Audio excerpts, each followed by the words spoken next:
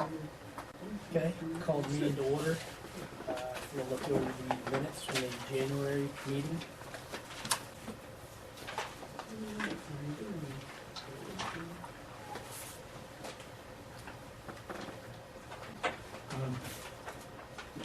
Yes. Unless I missed it, there was nothing about us sending a letter to the city in the minutes. You're right, there isn't. I think we That need, would have been down under the comments section. Okay, I can make that correction.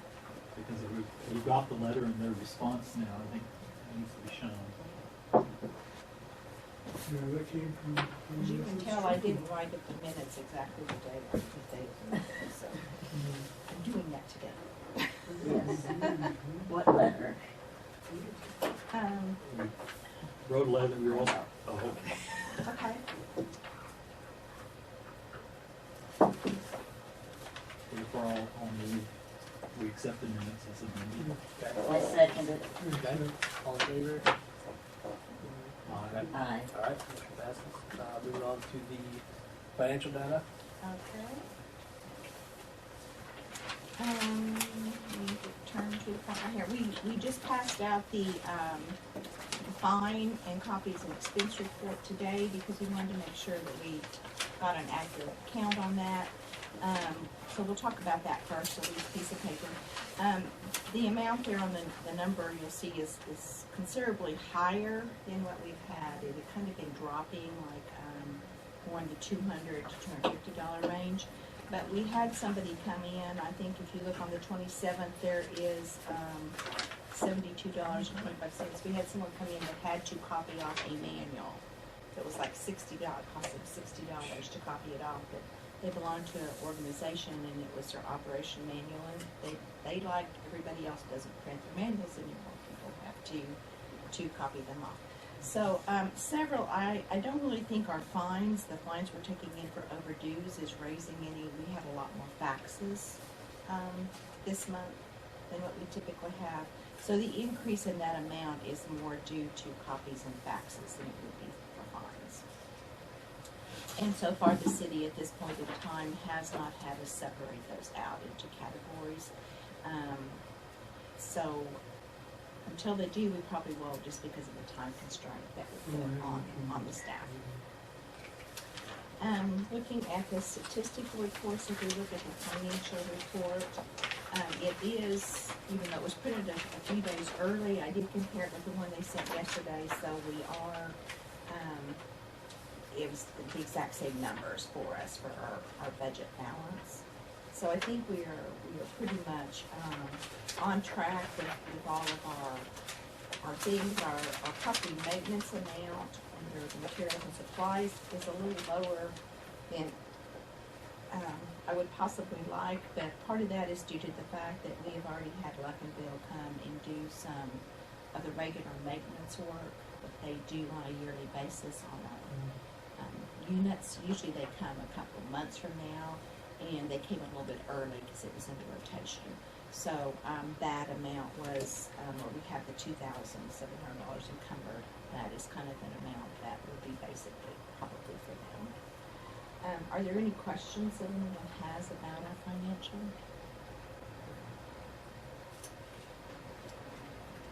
Okay. Moving on to our statistical report.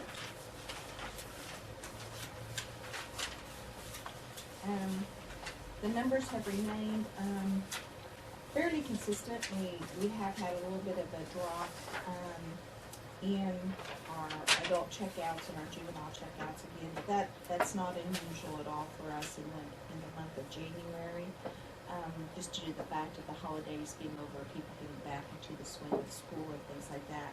One thing we were kind of surprised about was when we looked at our ebook checkouts, they had dropped, or they had been growing substantially. It dropped off over 250. And we think part of the issue is that, or two issues. Number one, they changed their reporting. The site where we go online to check that is different, and we think their numbers are not accurate. And we have a call in to the company that oversees that, because we think that what that is that's only picking up like maybe like the adult. It's not picking up any young adult or kids ebook usage. And then also we've had, it's in January, and a lot of people's library cards expire in January. And so they go to download a book, and it just says they can't download. And it tells them to check with their library, but they just wait because they think it's a glitch in the system. And so they've started coming in now going like, we can't get our ebooks. Well, it's because every year we have to renew that. Overdrive makes us renew to make sure that they're still a library patron, that they still live in the same place and everything. And so we think there's some people out there that use ebooks and they're not able to get them, but they're thinking it's going to resolve on itself. And now they've started calling us. We had like probably 8 calls yesterday with people with ebooks, with the ebooks. So anyway, we think those numbers will probably jump back up. So you think it'd be somewhere in the 17? I think it will be. I think it will be because some of the people we were calling yesterday was like, well, my friend's having the same problem. I'm going to call them and tell them they need to call you. And so we're going to try to talk with Overdrive, that sends it the message that they can't download, and put something like, you know, if they could do something more than contact your library, if they could say privileges need to be renewed or something, so people will understand it's not a glitch in the system. So are there any questions that any of you would have regarding our statistical?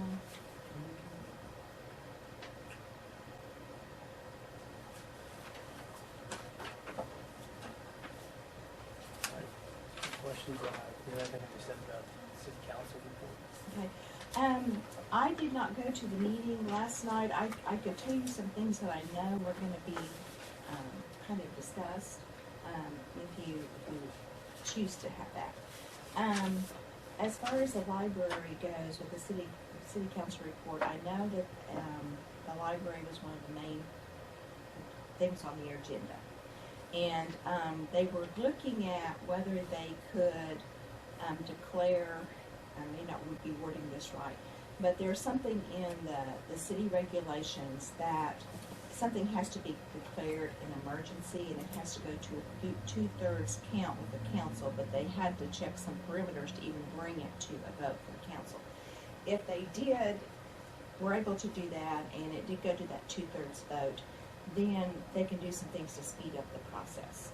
Now I know yesterday there were 2 or 3 different groups of contractors that came with their ladders and were up crawling around on the roof and measuring and doing everything. So I think that they are trying to, you know, already try to get it out there kind of, so when they're ready for that bid process, it will happen very quickly. So we are moving right along with that. Like the rain we had last night. We haven't had any problems yet, but typically it is about 2 days afterwards. I'm hoping that it wasn't enough, that maybe it can't soak down through those layers. But no, that's something we watched. Both me and one of my staff members had dreams last night that we were walking in the library. So we're going like, this isn't good. But I don't anticipate that we had enough rain that's really going to cause us any issues right now. Apologize and backtrack a little bit. Want to get approval for financial data report? Okay. I don't know that we necessarily have to do that. I don't think we usually do. So I don't really know anything else about the city. I was just thinking something, looking up there the other day. How do you get up there? Is there like a trap door that goes in? How do you get up there? To the roof? It's a roof. They have big ladders, and they have to bring a ladder, and they crawl up to the portion that's over the portico and the carport part back there, and then they have to take a ladder, another ladder, or pull that ladder up, and then from that area go on.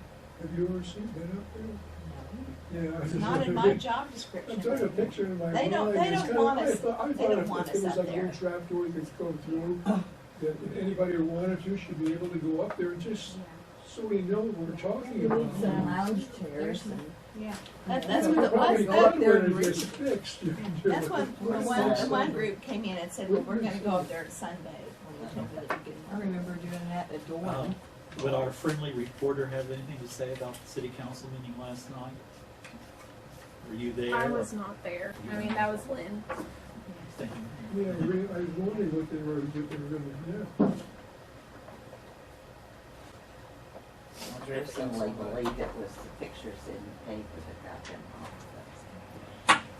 I think in all honesty, I think it was the timing of everything came together, because they were able to go ahead and get the contractor here and do it, and, so I think it was kind of like that the perfect thing of kind of letting the public be aware of those that don't come into the library that didn't know, to let them probably, you know, some motivation for the contractors that were gonna run it, because I mean, they have other jobs, and so a couple of times they've been scheduled to come and check the pipes, but they were in the midst of another job, and so it wasn't maybe to the top of the list, so I think it was a whole combination of everything, so. well, it's clear they're taking it seriously. Oh, yes, yeah, Yeah, they were never not taking it seriously. It was just the fact that actually they had not actually gone on the roof, because it is not an easy thing to do, and you need to go up with somebody who knows what they're doing. You just don't randomly want to be walking around on a flat roof, because the kind of covering it had on that roof was like a plastic stuff, so you could very easily damage that roof even by walking pressure in certain parts, because it had originally been a gravel roof. And so if somebody sat up there and were not careful, just where they walked on that roof, could have actually abraded some of that plastic, so then it would have allowed leakage. So we just don't let people up on the roof unless it's someone who has a real reason to be there. And findings from the roof. Okay, what we did find out, of course, was that it was not the pipes, and that actually when they got up on the roof, they could actually see. I was told by the contractor and the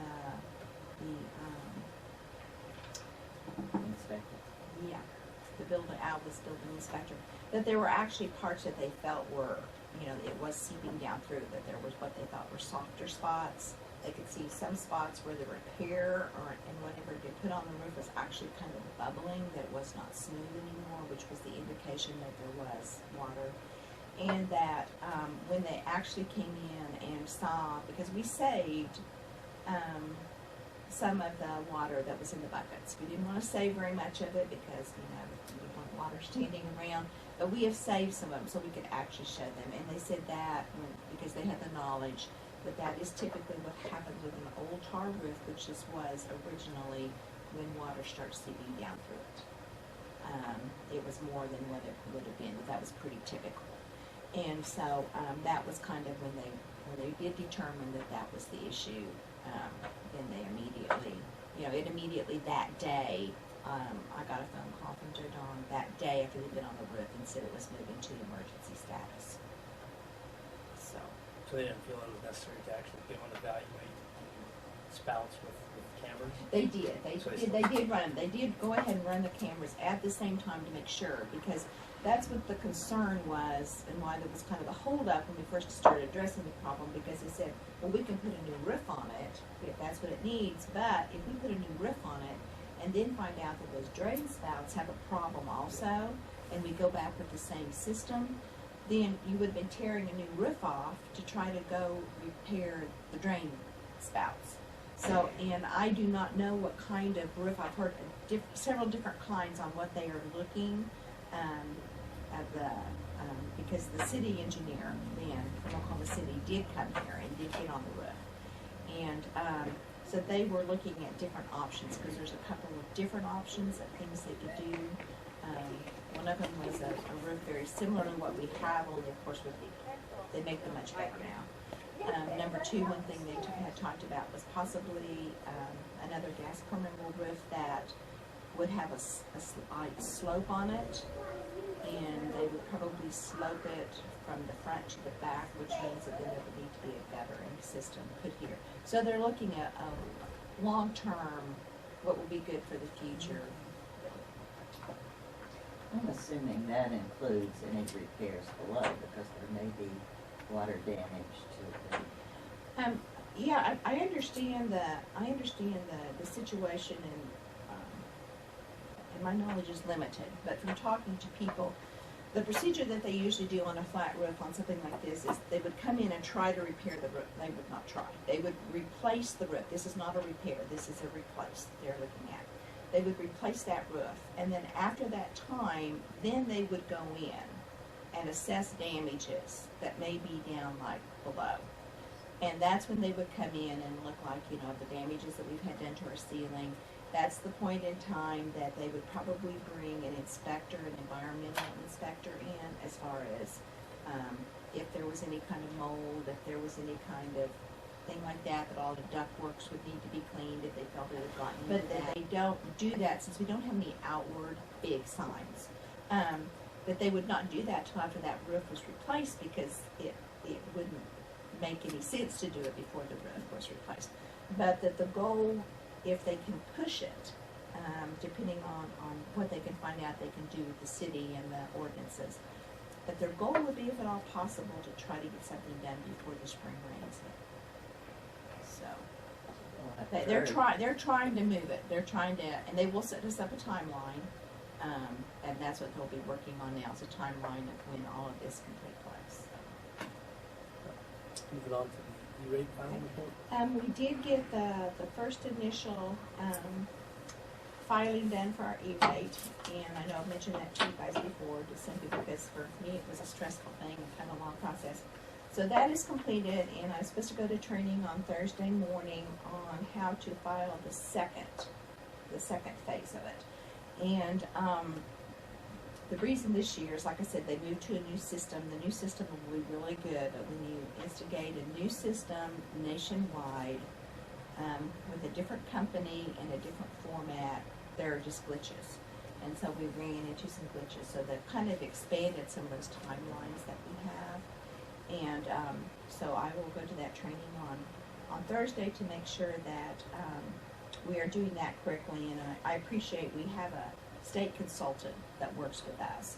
And I spent some time on the phone with her to make sure that we were getting everything filed correctly. So I do appreciate the State Department of Libraries helping all of us in smaller libraries. Planned purchases for the Friends of the Library.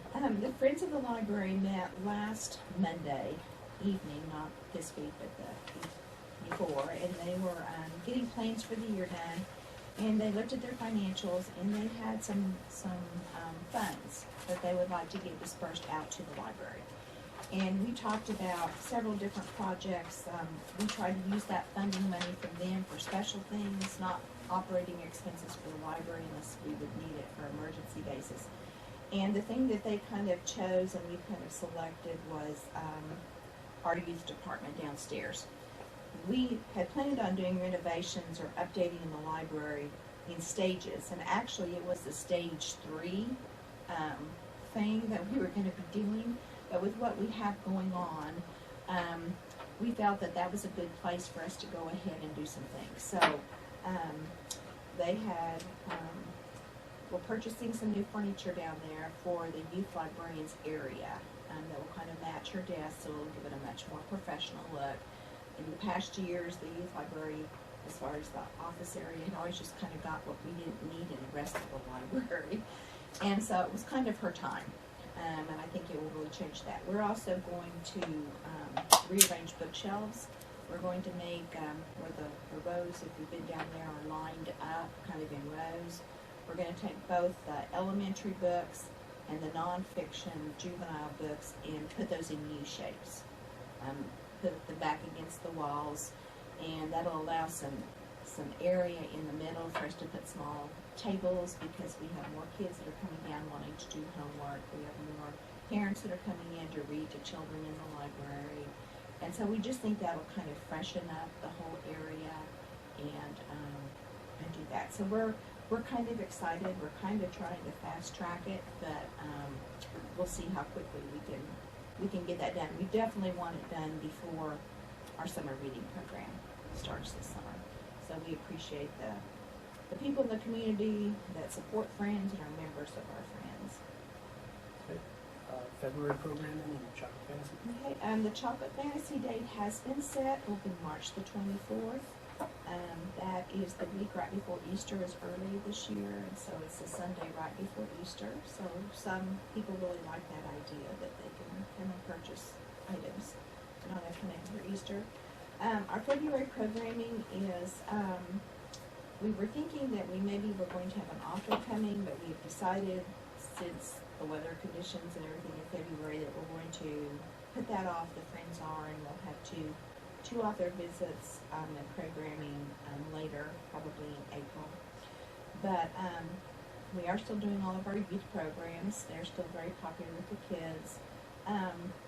The staff members that do the activity day, which is for our grade school kids up to about 6th grade, and we have some preschoolers come too, are going to try doing a scavenger hunt here in a week or two in the library with the kids. And I think it will be a lot of fun. They're going to have specific things the kids are supposed to find to kind of teach them when things are in the library. They also have to come up to the desks and ask us questions and interact with different staff they haven't interacted with. And it's going to be on a point system, and they also have to follow the rules of the library. That is using quiet voices, no running. If they choose not to do that, then they get points deducted. So we think it will be an interesting kind of fun time, but yet kind of an educational time for some of the kids on what the library rules are without us just telling them, no, stop running, use your inside voices. And we'll actually also give those kids that use a lot of self-constraint or that come to the library often, give them some rewards. But everybody will get something. There's going to be, everybody that participates in the scavenger hunt will get something, but those that have the highest points will get to choose some other things. So what do? They go door to door? They're going to have a list of things, and some of the things are going to be like they need to find a specific book. They may need to find a book that has an animal on the front, and then they have to write down the book and write down the information about it. Or they may have to find something, finding a book that it starts with a letter of their name. They're going to have some pictures. So It'll be done on both floors. We're going to have like some pictures of, can you find this item in the library? And it will be something that will be in plain view. It may be like a specific clock. It may be a piece of furniture.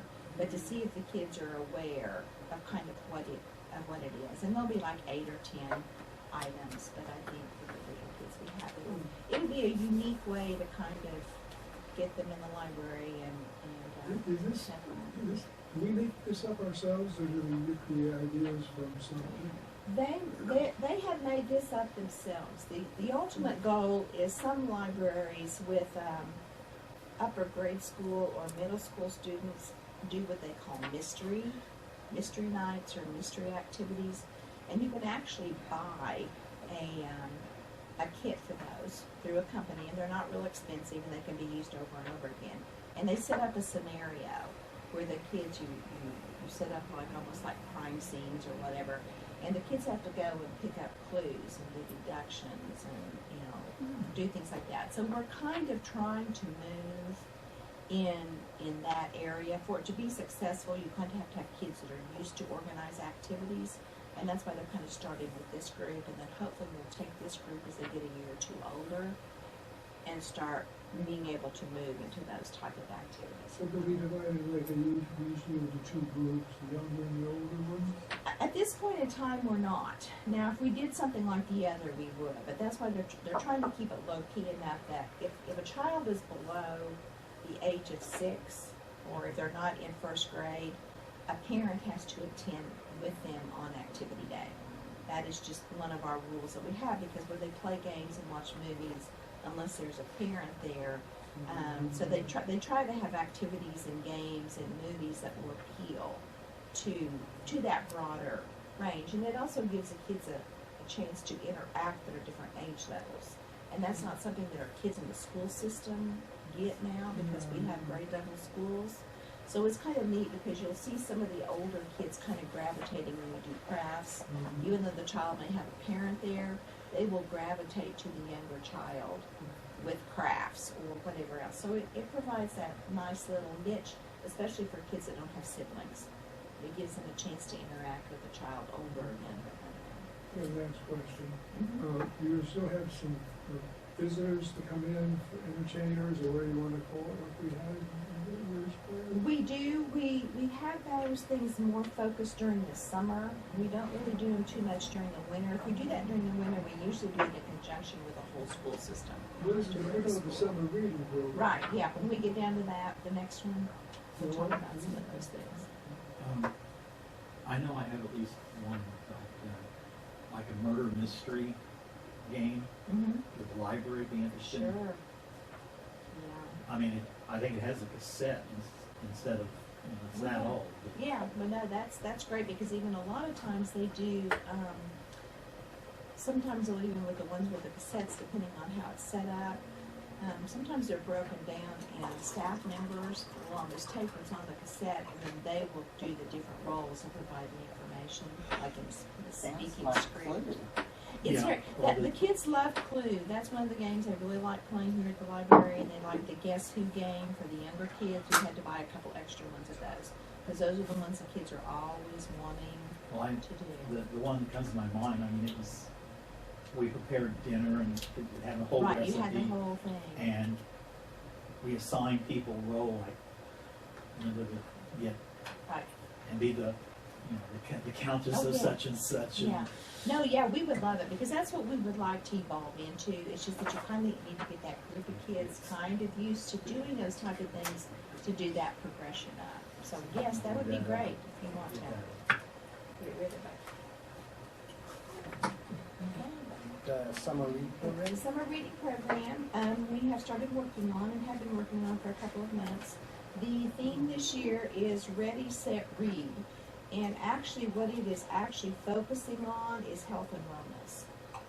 The whole program is kind of set up on encouraging kids to be active and move and do things like that. So it's been kind of an interesting thing for us to try to tie some books in with that.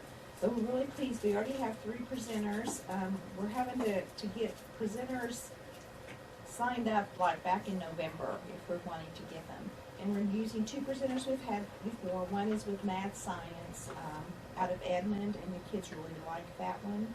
We're also, they do a themed program off the summer reading program every year. Also, Monty Harper, who is in Stillwater, his is always a music-based program, and kids respond really, really well to him. And then this year, we're adding a new one, which we're excited about, and it is a lady out of Norman, and she's a hooper. She's a hula hoop instructor, and she teaches classes for adults there in Norman, and she also does it for kids.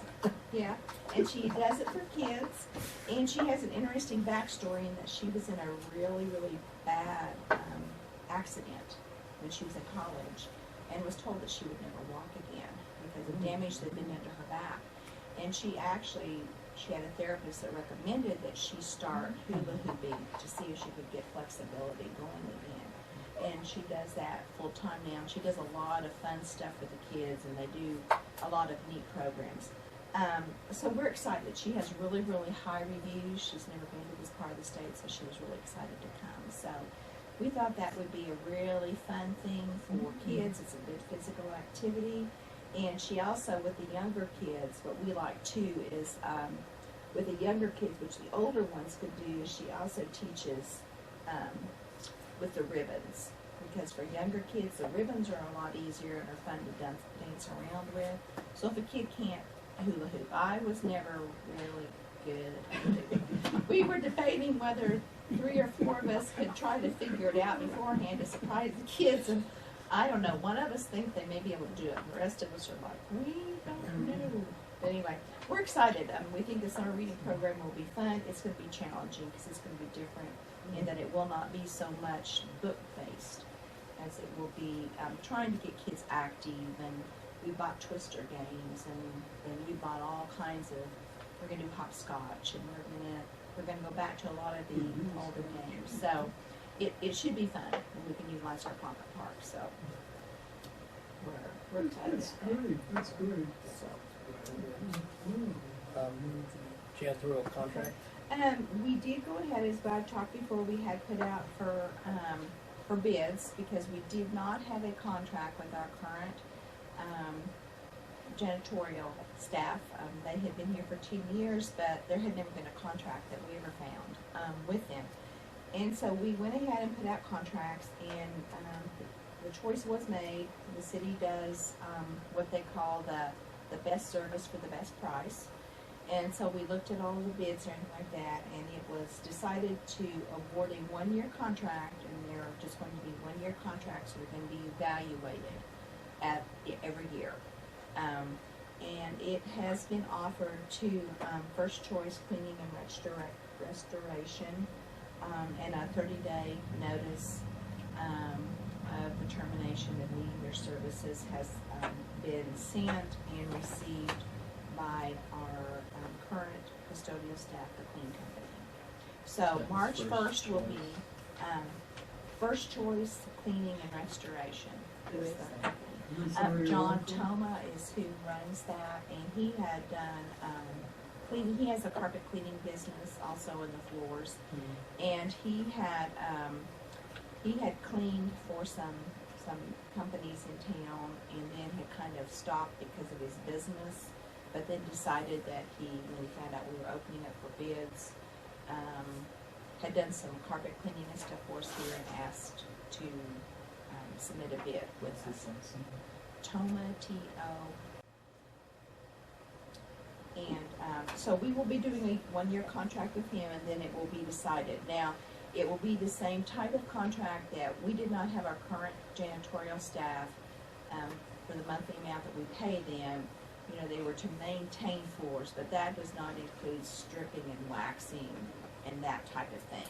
So those type of services will still be contracted out to others, or will be an extra amount will be paid for those type of services, because that's kind of up and beyond what would be a normal cleaning service. This Alva that we were hiring, and they were mentioned the last time we met, and you said you had like two. They were one of the bids. They were one of the bids. They were one of the bids, right. And the other people that did had been contacted at this point in time. We have awarded or have offered a contract, and but that it will be on from here on out. Every contract that the library had, except for not having a contract here, is a one-year contract. We do that for our technical services. We do that for all of our maintenance type of things we do, because that way it's the only fair way for them to come back if their costs go higher, or and it will be a contract also that would be like all of our other contracts, that 30-day notice on either side can terminate that contract. So in other words, if they decide they don't want to, if they give us 30 days notice, or if we decide the service being provided is not what the city thought it was going to be, then we have the right to terminate that contract. The director's report. The other thing in the director's report is the city is going to, in the future, I think probably the near future, next couple of months or so, going to be having another city auction. And so they have started coming around and picking up items. And so we have, they picked up some of our big tables that we've had our computers. I don't know if you saw that we have kind of moved our computers to their locations that we're going to have them at.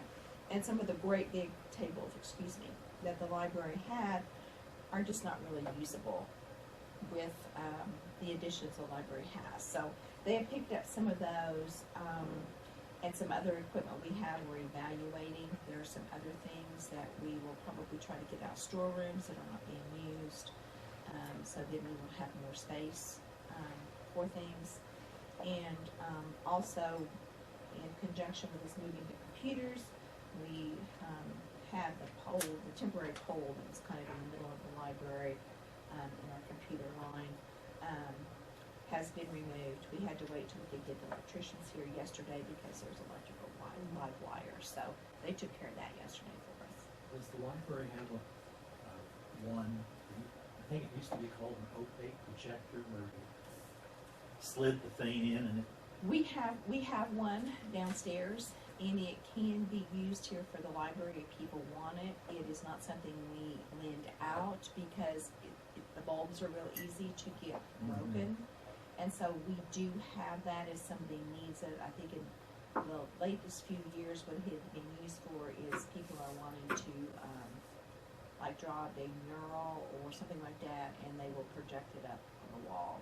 It used to be used by a lot of the kids during homecoming.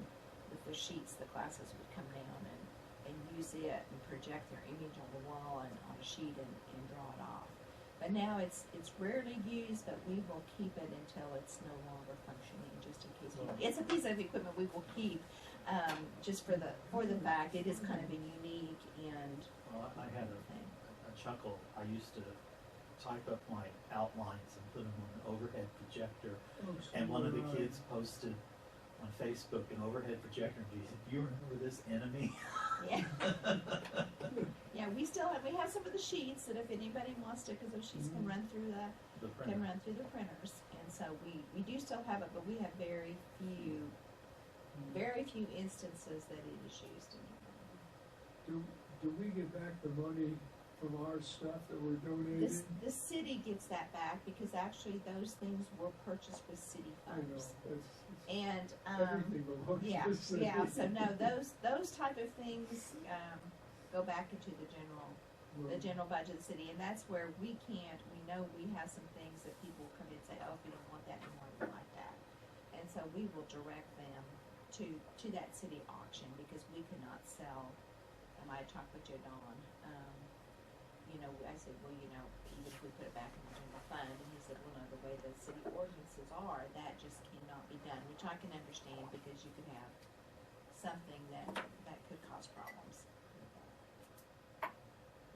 Any additional comments or items these guys? That was it.